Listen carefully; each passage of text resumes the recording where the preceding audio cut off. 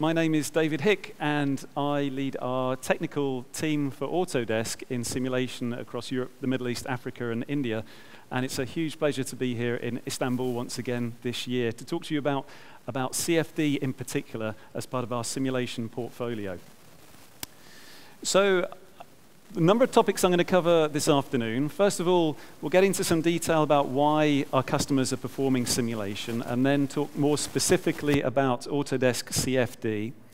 And then I'll give you a very brief video demonstration so you can see how the software works in action, and particularly how it can work on the cloud. And then I'll talk you through the different options that are how our product's configured, and then take you through some examples of how some of our customers are using the software in various different industries to help to solve their real-world challenges. So, starting at the very beginning, why do our customers perform simulation? It could be for a number of different reasons. So, sometimes they perform simulation to validate a design that they're working on, to test how that design will behave in the real world before they go to manufacture. Sometimes they perform simulation to optimize their designs, because a design could be a balance or a trade-off between strength and weight. And thirdly, simulation is performed to reduce the reliance on physical testing. Physical testing can be very expensive, very time-consuming, and it leads to limited information. But the real reason why our customers are performing simulation is because of business challenges or pressures that they're under. So our customers are performing simulation because the customers are looking for products with greater performance, reliability, quality, and this is offset against a backdrop of increased cost control and greater global competition. So in the past, where our customers had relied purely on physical testing as part of their development process, they're now being pushed to look at simulation to ensure that the products meet the requirements of their clients. So, what is the fit for simulation? How does it fit into a product development workflow? If we look at a typical development workflow going from concept all the way through to testing and manufacture, what we know is that the ability to make changes to the design that could make the design perform better reduce over time.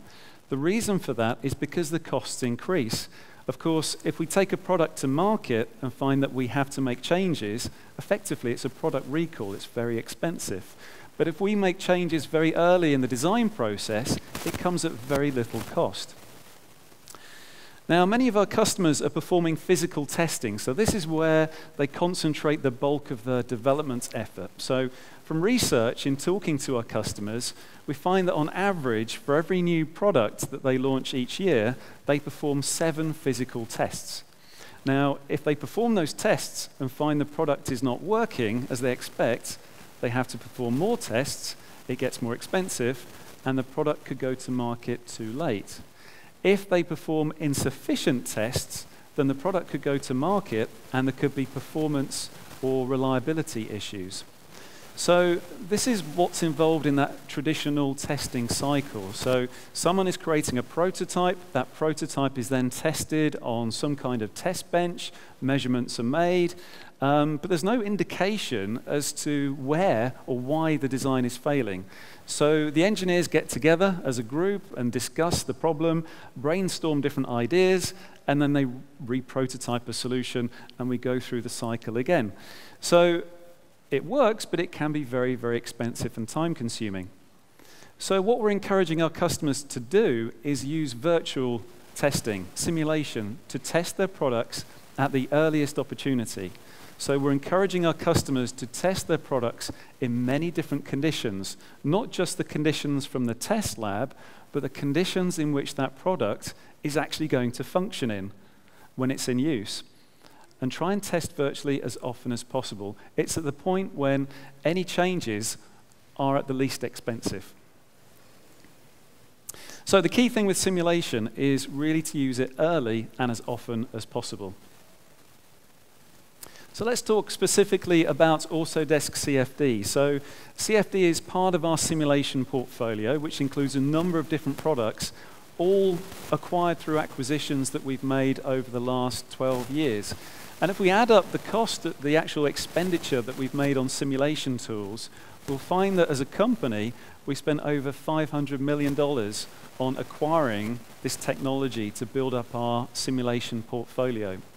So with CFD, it actually came from a company called Blue Ridge Numerics, and the product was actually generated in 1992. So it's not new software. So it's over 20 years old, so it's very mature, robust software. It's actually the company that I came from. So I joined Autodesk back in 2011 with the acquisition. And since then, the product has evolved to become Autodesk CFD. So it's not new technology. So what does CFD actually stand for? The joke with this is it actually stands for Colors for Designers. So it's a nice way of producing nice, pretty color plots from blue to red. Red often equals bad, and blue often equals good. But the funny thing with that is that it's pretty true, because someone who has not necessarily a great deal of experience in CFD can look at the results of a simulation and identify areas where the pressure is too high, or the temperatures are too high, or the flow is moving too slowly. So it's possible to look at these results and actually understand what you're seeing on the screen and draw meaningful conclusions without actually having to be an expert. But CFD actually stands for Computational Fluid Dynamics. So it's the study of fluids that could be liquids or gases, but it's also the study of temperature and heat transfer. So the majority of our customers using the software are doing so because they have thermal problems with the products they're designing. So they're trying to manage the heat. So in its early days, our software was really developed for the folks looking at running aerodynamic studies. So this applied for the aerospace industry and the automotive industry. So really looking at airflow over vehicle components to look at drag characteristics and forces. That later developed to looking at internal flows. So this opened up the opportunity for companies producing products such as engines, manifolds, ducts, pumps, valves, to use this technology to understand what was happening inside the products they were making. We then introduced the capability to look at heat, look at temperatures, and that opened up a big market for us in terms of consumer products, the medical industry, electronics. Now, if it's possible to look at the airflow around a product, such as a racing car, it's possible to look at the airflow around and between buildings. So the biggest growth area at the moment in this technology is with our AEC customers. So they're using this technology to look at the airflow around buildings to assess the comfort for pedestrians, but also the airflow inside buildings and factories. And with this, it's then possible to understand how hot a particular space can be. So we could run a simulation and understand the temperatures that you're experiencing in this room today based on the equipment that's producing heat and the airflow inside the room. So the applications are very, very broad. So initially, CFD was really adopted as a kind of way of replacing physical testing. But it does a lot more than that. So with a physical test, as we take this example here of a pump, what the guy is doing is he's created a prototype, he's testing the pump on a test rig, and he's measuring the flow rate of the water moving through the pump. Now, at the end of the test, it's either good or bad. It's either achieving the flow rate he's wanting, or it's not moving enough water. If the flow rate is not sufficient enough, if it's too low, what does he do? He can't see inside the pump to understand what he can change. Does he change the impeller? Is it the number of blades? Is it the size of the pump casing? It's guesswork. So I've spoken to many companies that have produced products for a long, long time, and something has changed whereby maybe they have to produce a product that's much, much more efficient or more complex than before. And I've asked them, why are you looking at simulation now? And often the answer is, because we don't understand how our products work. That's very typical, and it's true. Unless you can visualize what's happening inside the product, How can you know how it's really working? So in the past, companies have scaled up their designs to make them stronger or perform faster or better. But then something has changed where they really have to go back to the drawing board and redesign the product from scratch. So through the use of simulation, yes, you can use it as a virtual test bench. So you can make the same measurements that you would in a real test. You can measure what the flow rate is, you can measure what the pressure is, or what the temperature is. But what you can also do is look inside the product and visualize how it's performing. You can see what the water is doing, where it's preferring to move, what's restricting the water from flowing, where there are inefficiencies in the design. If you can see that, then you can make better decisions about making that design perform better.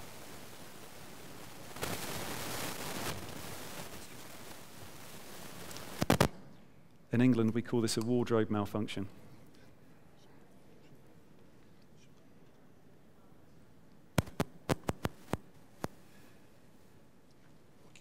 Okay, I think the problem is I'm left-handed. So it's possible to visualize more clearly inside how the product works, and then as an engineer or a designer, we have a clearer path to make the product perform better. We can come up with better educated ideas to make it function correctly. So this eliminates the need to rely so heavily on physical testing. It also means that our engineers can be more innovative and try different ideas that might not have been possible if they had to manufacture and prototype a solution. So, give you a quick example. This is a company from Scandinavia, and they produce fairly simple products. It's a hood that goes on a chimney stack. So the idea is that it allows exhaust fumes to leave a factory, but at the same time, there is a container inside to prevent water from entering into the chimney. Now, typically what they'll do is they'll manufacture the design from steel, sheet steel, as we see here, and it's tested. Yes, a product like this is tested on a test rig, and what they do is they measure the pressure drop, the restriction for different flow rates of air passing through the product. And then they have then a specification that they can give to their customers. Now, this process is very, very time-consuming on what is essentially a very simple product.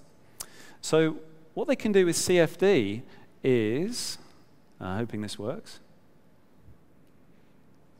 There we go. So they can actually visualize how the air moves through the design that they've created in Inventor. So they can see, these are airflow traces. The colors indicate the speed that the air is moving. You can see it accelerating.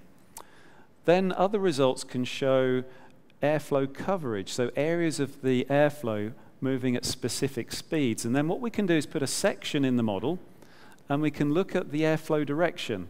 So these arrows indicate areas of smooth flow or turbulence where there are inefficiencies. We can look at the pressure, and the pressure then tells us the forces acting on that plate, so we know how strong it needs to be and how strong the welds need to be to hold it in place against the air coming up. The clever thing is we can look at different designs. Can you see the designs changing? So what effect does that have on the performance of this product? So in Autodesk CFD, the engineer can evaluate very quickly different design alternatives and see the impact that it has on the flow properties inside the product they're designing. This is all happening at the beginning of the design process. We've not made anything, but this is telling us a lot of information about how this product functions. So let's drill in a little bit more detail. So the key thing here is the visualization. So if we're looking at flow characteristics, as an engineer, I can look inside the model. We can see an example of a pump, a valve here, a water valve. And we can visualize areas where the water is moving faster or slower. We can identify areas where there is turbulent flow, which indicates some inefficiency. Ideally, that water needs to go through as quickly as possible, as smoothly as possible, and out the other side. But you can see from that picture, it's not particularly smooth. There's areas where it's turning and rotating. It's also possible to look at the effects of adding some particles. So maybe we're not just looking at water, but there could be debris or contaminants. So these small particles can cause erosion. So if it's possible to measure how the water's moving, it's possible to simulate the effect of adding particles to see the effect on erosion inside the product as well. And then we can look at pressures. So pressures are important because, particularly if we're dealing with a liquid, areas where we have very low pressure could cause what is known as cavitation.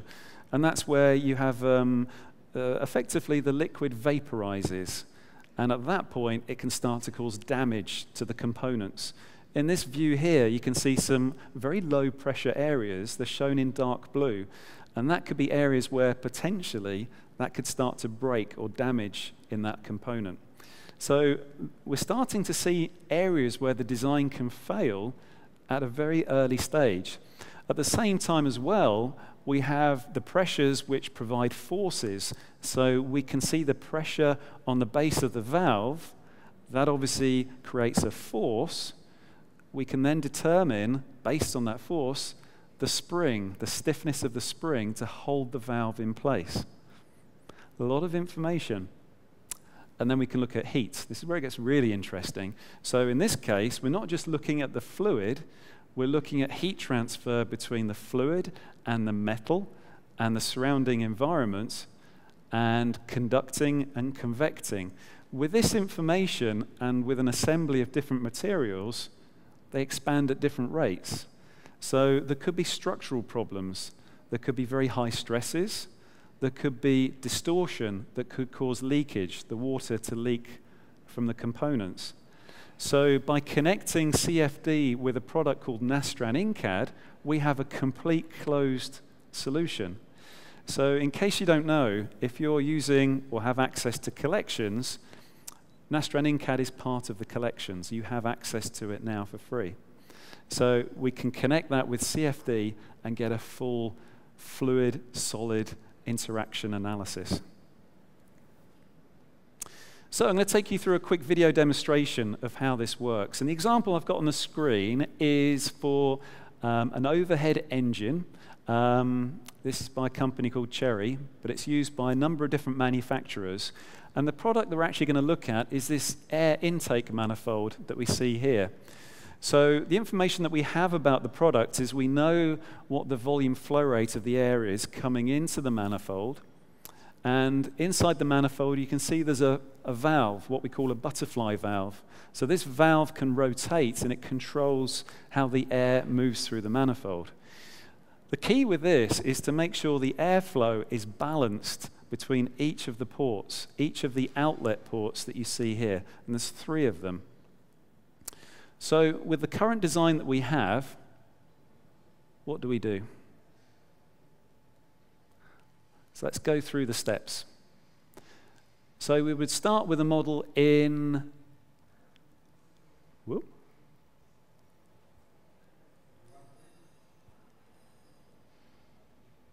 There we go. Perfect. So the model can come from any CAD system. So this could be not just Inventor, it could be from Fusion, it could even be from SolidWorks or ProEngineer or CATIA. And it's opened directly into Autodesk CFD. So CFD has its own separate interface. It's not using the CAD license, but it has the same look and feel as Inventor and Fusion. And we work our way from left to right. And what you'll notice is that there's a part here that's been created automatically when the model is opened into CFD. That part represents the fluid volume, the air volume. Of course, we're not designing that in the CAD system. We design the metalwork. But of course, it's that air volume that we want to simulate. So the software creates it for us automatically. There's a library of materials, or we can reuse the materials that were applied in the CAD system. And then, as a second step, we apply the test conditions. So we put 200 cubic feet per minute at the inlet and pressure, atmospheric pressure at the outlet. That's it. It's a very simple setup. We have the model and we have our test conditions. What we can then do is define what's called the mesh on the model. Now, because I'm just going to look at the flow characteristics, I don't need to analyze the actual solid steel components. So I can suppress them from the simulation. You see they turn blue. And then the software will create automatically what's called a mesh on the model. And it picks up areas where there's fine detail and will automatically place a much finer mesh in those areas. What this guarantees is that we get accurate results at the end of the analysis. And then we can choose to solve the analysis. And there's different ways we can solve the analysis. We can solve it locally on our desktop computer or on the network, or we can choose to solve the analysis on the cloud. But more about that later. So the analysis is running. It takes around 30 minutes to solve on a standard laptop. But while it's running, we can actually start to review the results. So we can see here that it's progressing through the analysis. It's an iterative process. We don't get the results straight away. What will happen is it will run through a series of iterations, and when the analysis is completed and our results are not changing, the analysis will stop and we can view the results on the screen. So there's a lot of automation here. So while it's running, we can review results. So we can create cross-sections in the model and look at the airflow. We can create what are called ISO volumes. This is a very cool way of looking at the flow balance. So it's rather like saying, show me the airspeed at 10 meters per second. And we can see areas where the flow is moving at that speed. It's a very cool way of seeing the preferred path the air wants to take through the model. We can also make measurements. So we're measuring across the outlets what the speed of the airflow is, and therefore what the flow rate is. These should be the same. They should be equal. That's what we're trying to achieve. But there's a slight imbalance. Now the results have completed. If you look at the outlets, you can see the colors are different. So this is indicating airspeed. This is much higher, and this is much, much lower. So it's not balanced. Now, if we look at the cross-section view, we can look here in a little bit more detail. And we can place some arrows on there. We can start to look at how the airflow is moving through the model and start to identify areas where there's some inefficiency and recirculation in the airflow. And these are the completed results. So what we can see is there is a significant imbalance in the airflow. And really what's happening is the air is moving around the valve and it's struggling to turn 90 degrees. So it's struggling to take this shortcut here through the first opening, and instead it's continuing to the second and the third opening. So what we need to have is some kind of restriction or way of better controlling the airflow in the model. We're going to create what are called flow traces. This is a very quick way of visualizing the actual air moving through the manifold. And so each of these lines represents a location from the inlet to the outlet, so we can visualize how the flow is mixing and moving through the model. So we can start to make the measurements that we get in a physical test, and we can start to understand a lot more about how this product is working. So what I've done here is I've recorded what the results were. This is our target. This is what we're trying to achieve, and this is the difference. So you can see it's imbalanced, but it's imbalanced by a lot. It's not a good design. So we need to make some changes. So what we can do is we can modify the geometry in the CAD system. This is one where I really didn't have much time. And this one is slightly more innovative because it has a reservoir at the bottom to capture some of that flow. So I'm interested to see how that works.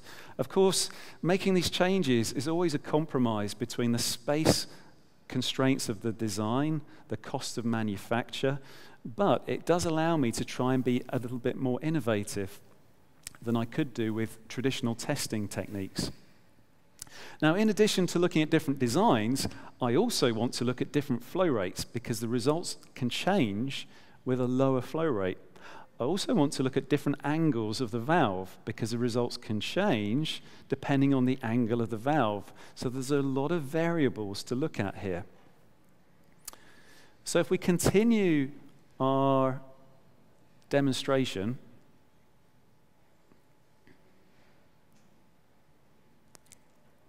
let me see. There we go. This is a very simple process because I've run one analysis. So what I can do is clone my settings, which is rather like copy and paste using Windows. So I can copy and paste my first analysis back into the tree, and then I simply change the settings that I wish to change. I can then clone the design, and what I do is I would go back into the CAD system, change the geometry, and then push that new geometry back into CFD. All of my settings will remain, my mesh settings, my materials, my boundary conditions, because there's associativity between all CAD systems and Autodesk CFD. So basically, you can set up a queue of analyses, and then I could solve them on my computer. They would solve one at a time. Or I could choose to solve them on the cloud, and they would all solve simultaneously. That's pretty cool. So this way, I end up with a lot of data that I can start to compare and make comparisons. So what I'm going to do here is bring up some results of interest. So I'm looking at my very last design, design 3, with the valve at 10 degrees. And I can already see there are some differences in the flow balance at the outlet. So I can actually measure what those flow rates are for each of those outlets, and it's a lot closer to what I'm expecting. Again, we can use the graph. So I created the graph before, so I can simply copy that graph back onto this model, and you can see it will update, and there we can see it's a lot more consistent in terms of the results for velocity. And if we push this back in, so we can pull our cross-section back into the model, we can see that the airflow is a lot cleaner, a lot more uniform. So we're getting as much airflow coming through now to the first outlet as we are with the second and the third. So the idea of adding this additional bit of geometry at the bottom seems to be improving the design. This is good.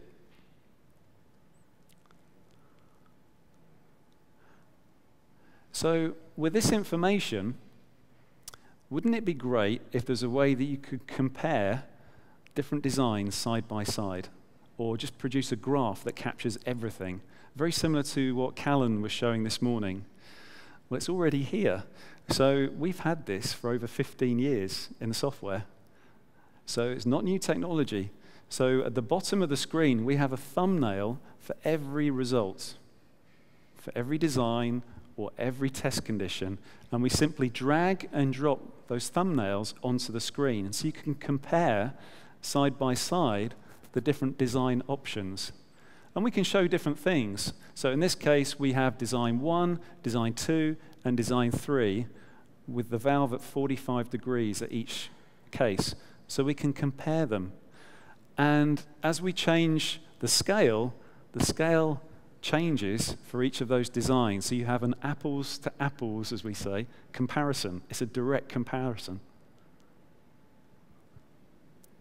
So in addition to getting this kind of visual plot and comparing the results, we can also, for example, bring up the graph that we saw earlier, and the results for each of these studies is then overlaid into that graph, and we can export that as a spreadsheet into Excel. So this kind of tool is perfect for a design review meeting. So as an engineer, I could be with my manager and say, look, I can prove my design works. This one's better. It's 50% better than design 2 and 30% better than design 1.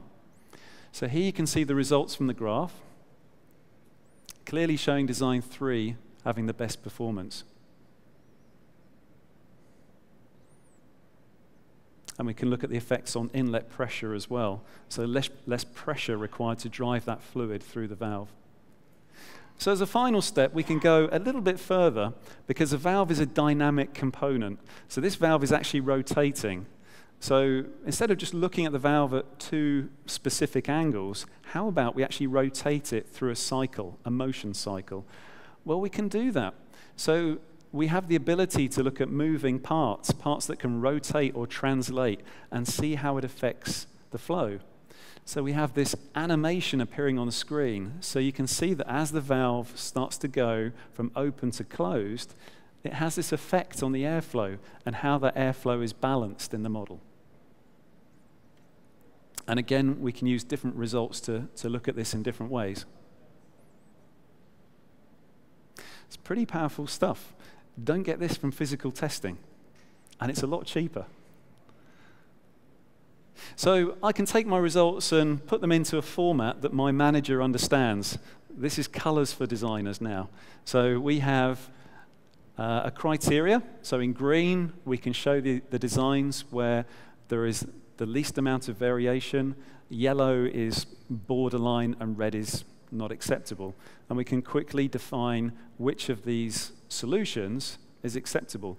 This is very simple. We just have 3 different designs. The reality is our customers are looking at hundreds and hundreds of different options, different materials, different test conditions, different design options. All of them can be solved simultaneously. So the way that the product is structured is in 3 levels. So we have a basic level which covers basic flow and heat transfer. And then we have what's called an advanced level. And this allows our customers to look at analyses which change over time, which is transient, mixing of different fluids, for example, smoke and air, the ability to look at free surface, which you saw in the animation with a truck. So very useful for looking at processes in the food industry, maybe something filling or discharging. It could be, for example, a water tank. And then there's a third level of the software, which is what we've just been seeing, which is a motion capability. So this allows our customers to look at any components which could be translating or rotating and driving the flow or being driven by the fluid, such as a turbine. Now, each of these 3 solvers, as they're called, would require an interface. So the cool thing here is that the product is split into 2 parts. There's an interface to set up the analysis and look at the results, and then you can pick the appropriate solver for your applications. Now, the cool part of this is that these different processes can work on different computers. So I could be setting up my analysis on my computer here, while someone else is running a different analysis on a computer over there at the same time with one license. So it's very flexible. So in effect, it's almost like having 2 licenses. Now, there's a reason why more people are not using this technology. Maybe before you walked in the room today, you thought, CFD, that's not for me. That's very complex stuff. And that's understandable because there's a perception that simulation, in particular CFD, is very difficult to use. Also, it's very expensive, and it requires specialist hardware. The answer to this is that is true, because historically, many CFD codes are very expensive, they're not easy to use, and they do require very expensive hardware. So the idea with our software is to look at this in a very different way. So we're trying to break down these barriers. So first of all, the software has always been developed for an engineer or a designer. The person who can have the most effect on the performance of a product is the engineer, the designer, who's creating the design in the CAD system. He's the person that would need to change the design.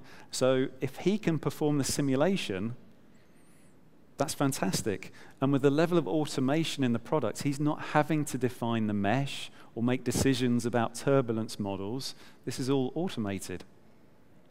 So 90% of our users are engineers with no previous CFD experience, but the people who are good at driving the CAD system.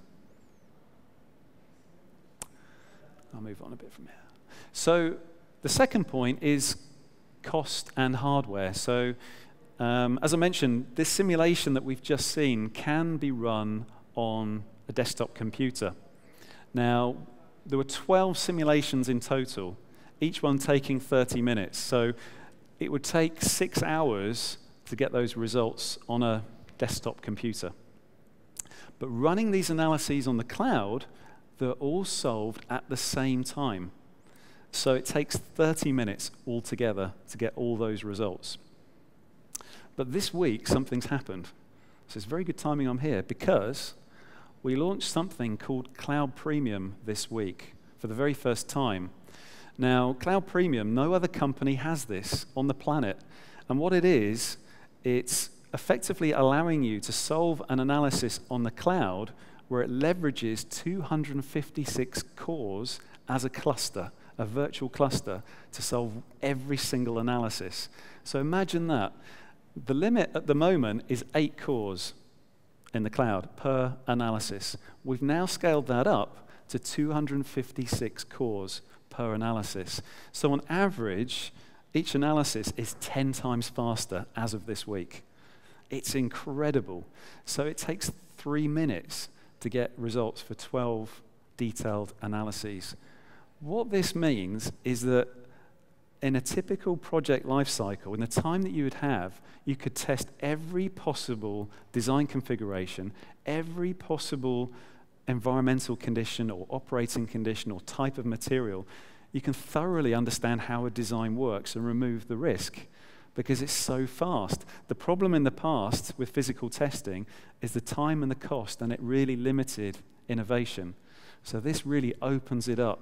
Really opens up the playing field to look at many, many, many, many different iterations. So this is really what Callan was talking about earlier. It's here today as of this week. So it's very exciting that we have this for our customers. A couple of quick applications for you to show where this is working. So we're servicing many different industries for our customers. Oil and gas is a big one for us. So the example that you're seeing on the screen is a cutting head. So it's used for deep hole drilling in the oil and gas industry. If this thing fails, it's very, very expensive because it's usually a kilometer under the ground drilling away for oil. If this thing has to be brought up, it's not a good situation because it then has to be repaired and there's a lot of lost revenue. Now, these nozzles are used on the cutting head to remove debris. And so as long as those nozzles are working correctly, the debris is removed and the product functions. So the company had never used CFD within their engineering department. They had a specialist team in France that had access to a traditional CFD product, but the engineers struggled to use it. The models are very complicated. They're not simple shapes. So they struggled to create the mesh. And so they were looking for a tool that worked directly with their CAD system, which was ProEngineer. And so they were able to take one of the models, run a simulation in less than 4 hours. The first time they run a simulation after 2 days of training. And the cool thing is, not only were they able to run and get results quickly, the results matched where they were seeing failures in the real parts. So where there was failure here and here, it was picked up in the simulation model. That gave them confidence because then they knew that if they start to change the design, if it was forecasting a positive improvement, then they felt confident the real component would work better as well.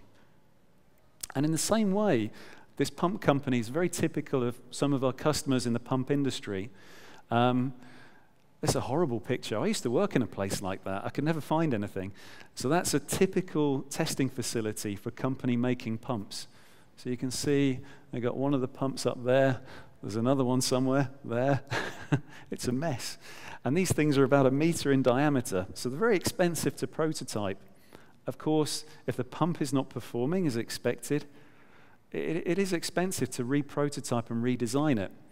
So the designers, in this case, they were using the SolidWorks CAD system, and they were straight from university, so they had used simulation, but mechanical simulation at university.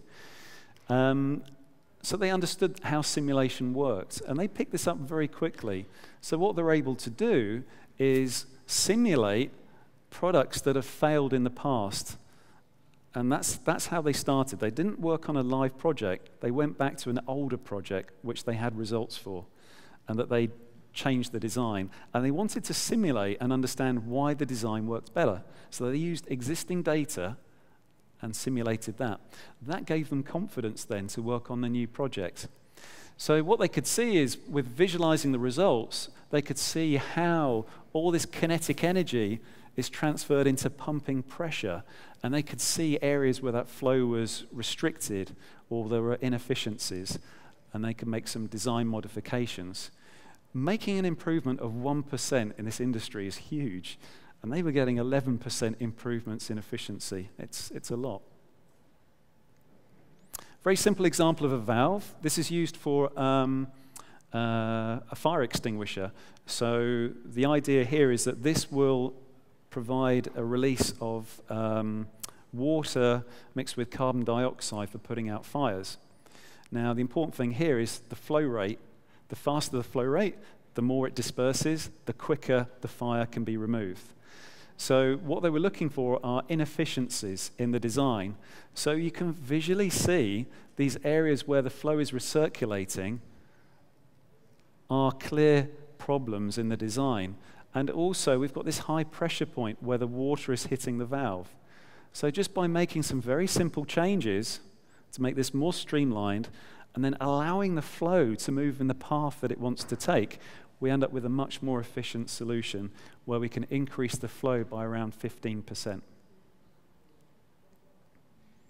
So an example here of how fluid analysis is used not just on products, but buildings as well. So this is actually a laboratory space, and the aim here was to reduce the amount of money spent on operating costs for the ventilation system. So this is a university where the room was repeated many times in the same building, and the building repeated many times in the campus. And so what they did is they looked at the existing ventilation system in the room, and you can see from that plot there's some instability, some inequality in the airflow. There's areas where it's very fast and areas where it's very slow. Now, because it's a laboratory, there's a requirement for a number of air changes per hour, so the air had to be replaced a minimum number of times in case there are chemical leakages. So there was a condition that they had to work to. So based on that requirement, the designers looked at different locations for the ventilation systems and came up with the optimized design we see on the right-hand side. So not only is it more efficient, but it reduces running costs because they use less equipment. So per room, they're saving around €1,000 per year, but scaling that up to the entire campus, it was around €1 million. Healthcare is another big area for us. So this is an example coming from the US where it's a horrible story, really, but 1.7 million infections occur every year in US hospitals, which are secondary infections. This is where somebody has gone in for an operation, a very routine operation, but they've picked up a secondary illness. So maybe they've broken their arm and they come away with a very serious disease. And so this is a big problem because it results in a lot of legal issues for the American healthcare service. So they were quite keen to understand what could be done to improve the ventilation, or whether it was the ventilation that was causing the issue. So a company called CleanSweep developed, well, first of all, they looked at an existing hospital operating room. So what we're seeing here are the results of Showcase, a CFD analysis combined into Showcase. And we can see that there are areas where the airflow is very, very turbulent. And what was actually happening is the air was entering the room and it was picking up debris and dirt from the floor and putting it on the operating table. That's where the infections were coming from. So bacteria and all the horrible stuff was being recirculated in the room.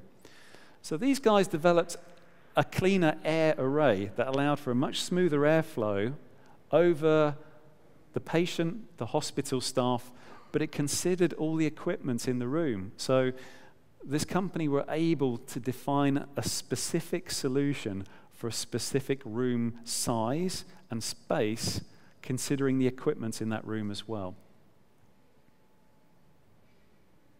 So in summary, the key things about Autodesk CFD are that it's really designed for the non-specialist. So again, the majority of our users are engineers, multitasking engineers, and it requires no more than 2 days of training to get to grips with the software and start to get results which can impact the performance of a design.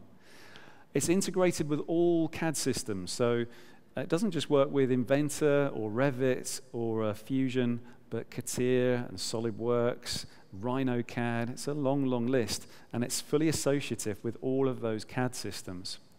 There's a lot of automation, so there's automation in setting up materials, meshing the model, cloning designs, and comparing results. So you're spending more time looking at results and understanding how the product works, and less time doing routine tasks, such as meshing or importing or fixing geometry. It's flexible in terms of access, so it's a network license you can solve locally on the cloud or our new cloud premium, which is even faster.